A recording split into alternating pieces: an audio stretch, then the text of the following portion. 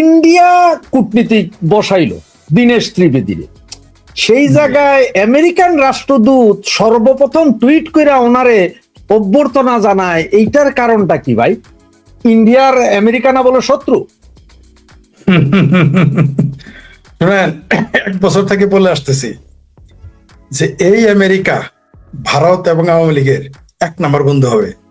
তখন কিন্তু এই যে এই মুসলেকা সরকার, এই তারেক রহমান, বিএনপি, জামাত, হেফাজত, চামড়া নাইয়া পীর, চামড়া আলা পীর, চামড়া সারা পীর এবং যত ভাবির পোলার আছে, তখন কিন্তু আমেরিকা নিপাত চাক, আমেরিকা ধ্বংস, মসজিদে মসজিদে তখন আমেরিকার বিরুদ্ধে বরদোয়া করবে আর মিছিল করবে, আমেরিকা এই হোক, আমেরিকা সেই হোক।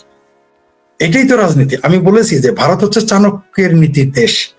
ভারত হচ্ছে সেই ভূমিপুত্র যেখানে জন্ম নিয়েছিল চাণক্য। তারা চাণক্য নীতিতে চলে। তার কারণেই দীনেশ ত্রিবেদী হলো বাংলাদেশের রাষ্ট্রদূত, শুভেচ্ছা জানায়, স্বাগতম জানায় আমেরিকা। তো এটা দালমে কুস্তো কালা হয়, এই বোধ বাংলাদেশের। তারেক রহমান এমন একটা কেস্টি কলে পড়বে। আরো যদি বলি, জামালপুরের ভাষায় বলি বা নদীর ভাষায় বলি, পুকুরের ভাষায় বলি, কারেন্ট জাল দেখছেন তো? কারেন্ট জাল, তৈরা জাল, যে জালটা ফিক্কা মারো ওখান থেকে বেরোনো যায়। কারেন্ট জালের মধ্যে যদি পড়বে, ওখান থেকে আপনি বেরোতে পারবেন না।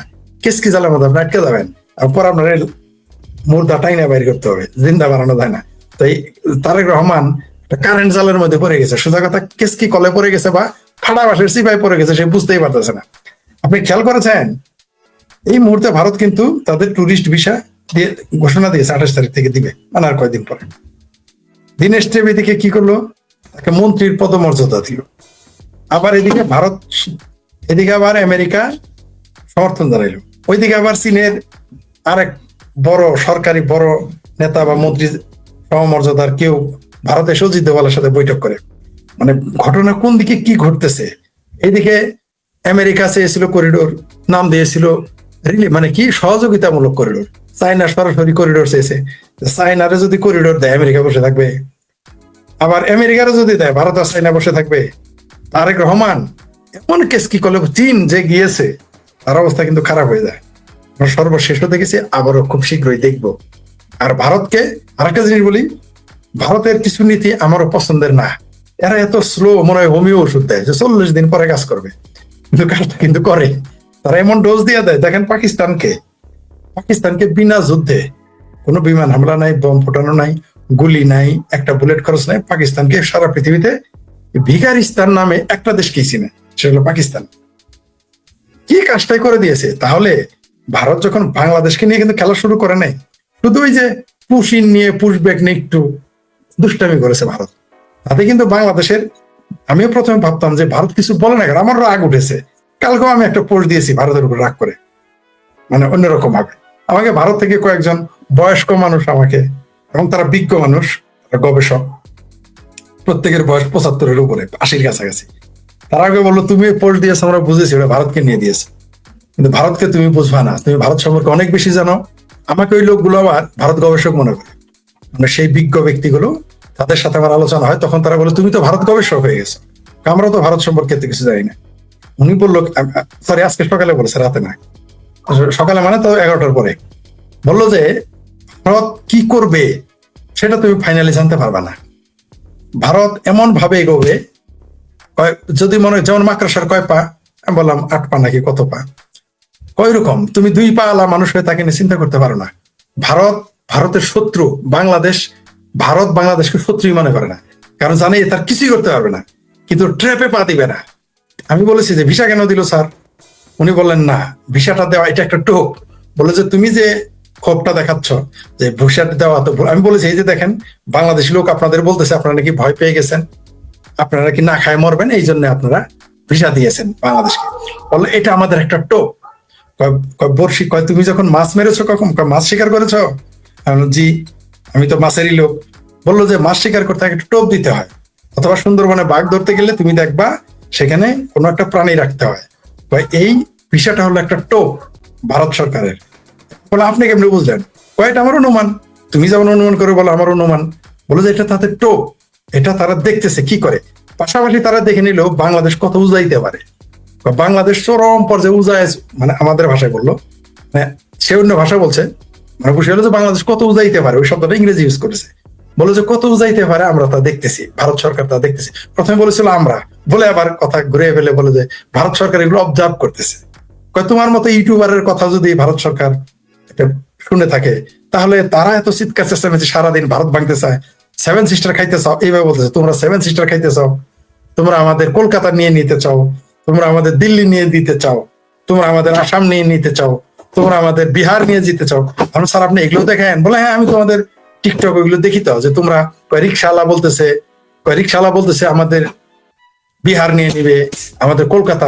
বিহারের লোকগুলোই যদি শুধু ভারতের সাথে বাংলাদেশের সাথে বিদ্রোহ করে, শুধু এক প্রদেশ বিহারের লোক পাঠিয়ে দিলে বিহারের পুলিশ, বিহারের যে যারা যে শক্তি আমাদের আছে, এদের যদি শুধু বাংলাদেশ পৃথিবীর মানচিত্রে থাকে, এগুলো তুমি আবার রাগ করো না, কারণ তুমি তো আবার মানুষ তো তোমার ভারত দালাল মনে করে, এটা আবার বলে তোমার তো ভারতের দালাল মনে করে, কিন্তু তুমি আসলে দেশপ্রেমী লোক, তোমার দেশকে খুব ভালোবাসো, তুমি রাগ করো না। আমি কি আমাদের বিহারের মানুষগুলো পাঠিয়ে দিলে তোমাদের বাংলাদেশ অস্তিত্ব থাকবে না, আমাদের সৈন্য টৈন্য এগুলো কিছুই দরকার নেই। আমি বললাম স্যার কলকাতার কথা বললেন না কেন? তখন একটু কলকাতার লোকদের একটু গালি দিল, ওইটা আর বলা যাবে না সেন্সরের কারণে। উনি নিজে কলকাতার লোকদের পশ্চিমবঙ্গের লোকেরা যে ভাষায় গালি দেবে একটা গালি দিল। পশ্চিমবঙ্গের মানুষ ভালো না, তার ভাষায় আর কি, যারা রাজনৈতিক, এরা পড়ালেখা করে বিদ্যা অর্জন করে কিন্তু রাজনৈতিক কনসাসনেস তার ভাষায়, যে এটা খুব ভালো না এদের। তারপরের অংশগুলো বলা যাচ্ছে না সঙ্গত কারণে। তাই বলছে বিহার কিন্তু কম শিক্ষিত এলাকার দেশ, বিহার যে অঞ্চল কম শিক্ষিত, অথচ বলছে যে বিহার প্রদেশই যথেষ্ট। তো আপনি যেটা বললেন ভারতের কূটনীতি আসলে জটিল, পরে ভাবলাম তাই তো, যে ভারতকে সারাদিন গালি দিচ্ছে, আমি কেন আমাকে সারাদিন গালি দিতেছেন, তারপরও আমি আপনার বাইস্তারে দাওয়াত দিতেছি, আমি আপনার বাইকনের, আপনি আমার সারাদিন গালি দিতেছেন, আপনার পোলা, আপনার বউ, আপনার পোলার বউ আমার গালি দেয়, আর আমি আপনার বাইস্তা বাইকনের দাওয়াত দেয় না, রুই মাছ খাওয়াই, পাঙ্গাস মাছের পেটি খাওয়াই, তাহলে এটা একটা আরো মারাত্মক ট্র্যাপ না এটা আপনার জন্য? তো এইরকম এই ভিসাটাও নাকি একটা ট্র্যাপ, তাদের ভাষায় ব্যবসা বাণিজ্য একটা ট্র্যাপ। তবে আমরা নাকি ডিসেম্বরের মধ্যে আমাদের দেশে অনেক কিছু ঘটবে, এবং তার ভাষায়, আমার ভাষায় না, এটা আমিও বিশ্বাস করি, তিনি যেটা বলেছেন যে ভারত যখন বাংলাদেশকে নিয়ে কোনো স্টেপ নিবে, না এটা ভারত বাংলাদেশ বুঝবে, না বাংলাদেশের যারা পৃষ্ঠপোষক তারা কেউ বুঝতেই পারবে না ভারত কখন কি সিদ্ধান্ত নেবে। তাই যদি বুঝতো তাহলে তো রক্ষাই করতে পারবে। যেমন ধরো, জি বলেন। আপনার কথাটা সত্য। একটা জিনিস দেখেন আপনি, এই যে স্বামীর চিকিৎসায় ভারতে করানোর জন্য দীনেশ ত্রিবেদীর কাছে ভিসা চাইলেন নারী, আর এই নারীরই ভিডিও আছে যে উনি দিনে রাইতে দিল্লি না ঢাকা ভারতের ওই যে হাদির সেই মাউয়া ঠাউয়া ছিঁড়া ফেলাবে, হ্যাঁ এই স্লোগান আছে। হ্যাঁ না আমার না, ওনার কথা প্রথমে আমি রাগ করেছিলাম, গুসা করেছিলাম, বা আমি বললাম যে ভারতে তো ওর ভুল কেমন করলো। এমনকি কালকে একটা ইনডাইরেক্ট আমি পোস্টও দিয়েছি, কিন্তু দেখি না ওনার কথা বললাম ঠিক, এই যে দেখেন, এই যে জামাত, আপনি যে ছবিটা দেখালেন, এর ছবিটা তো আমরা দেখতে পারতাম না, এর মুখোশটা আমরা দেখতে পারতাম না। আরেকটা ঘটনা ঘটবে, সেটা আমি হয়তো বেশি দেখাবো।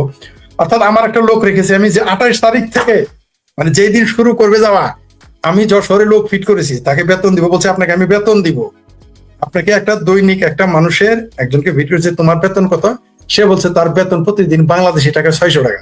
আমি বলছি তোমার আমি 700 টাকা দিব। তোমার কাজ হলো সকালবেলা যে 7টা থেকে রওনা দিবে, বিকাল 5টা পর্যন্ত যত বাংলাদেশি লোক যাবে ওগুলো ভিডিও করে আমার কাছে পাঠাবা, বেনাপোল বর্ডারে, ঠিক আছে? যেগুলো আমাকে ভিডিও করে পাঠাবো।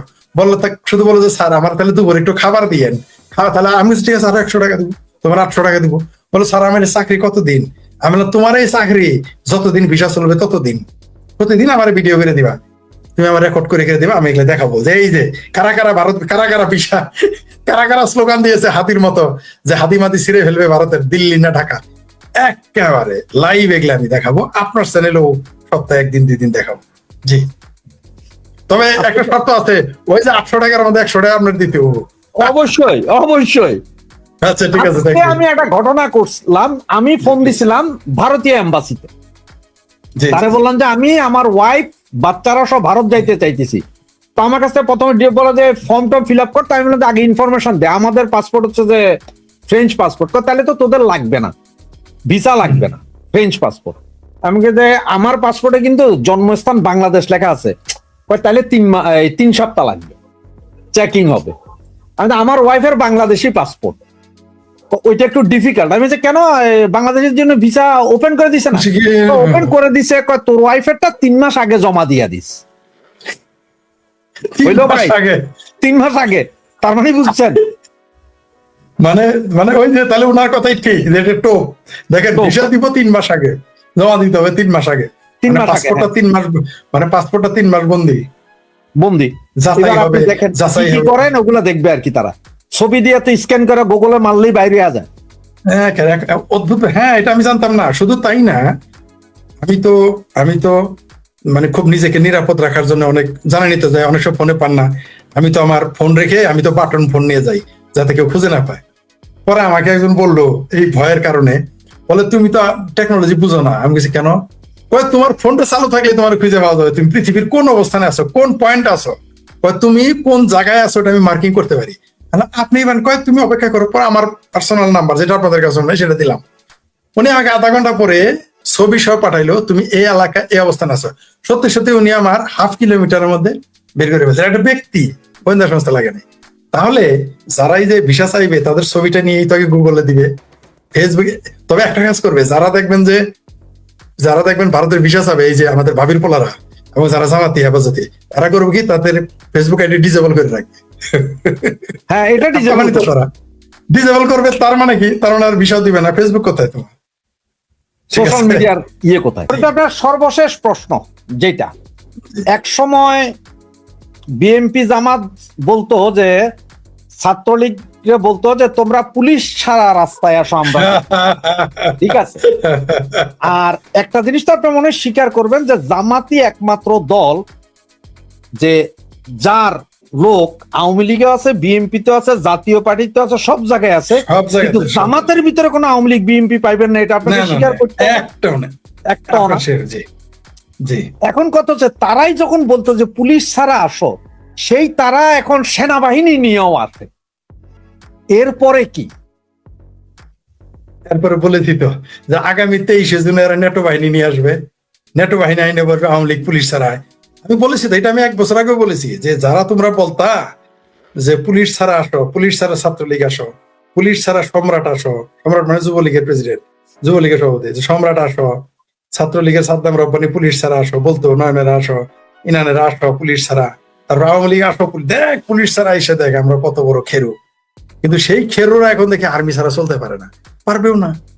এবং আগামী 23শে জুনে আপনি নিশ্চিত থাকেন, আবারও বলতেছি আপনাকে আমি, আগামী 23শে জুন, এই 23শে জুন তো গেল কয়েকদিন হইলো, 2-3 দিন হয়েছে, আগামী 23শে জুনে অবশ্যই বিদেশি বাহিনী নিয়ে আওয়ামী লীগের সাথে মোকাবেলা করতে হবে এদের। আপনি লিখে রাখেন, এমনকি সত্যি সত্যি নেটো বাহিনী আসতে পারে। মানে ঠাট্টা করে বলছি, কিন্তু আমার নাম তো দুষ্ট লোকেরা এই জন্য জিন্দাবীর বলে যে আমার অনেক কথা সত্য হয়ে যায়। যেমন আমি ঠাট্টা করে প্রথমে বলতাম আওয়ামী লীগ কিন্তু বিপ্লবী বসে ফিরবে, তারপরে মোটামুটি সিরিয়াস হলাম যে আওয়ামী লীগ বিপ্লবী বসে ফিরবে।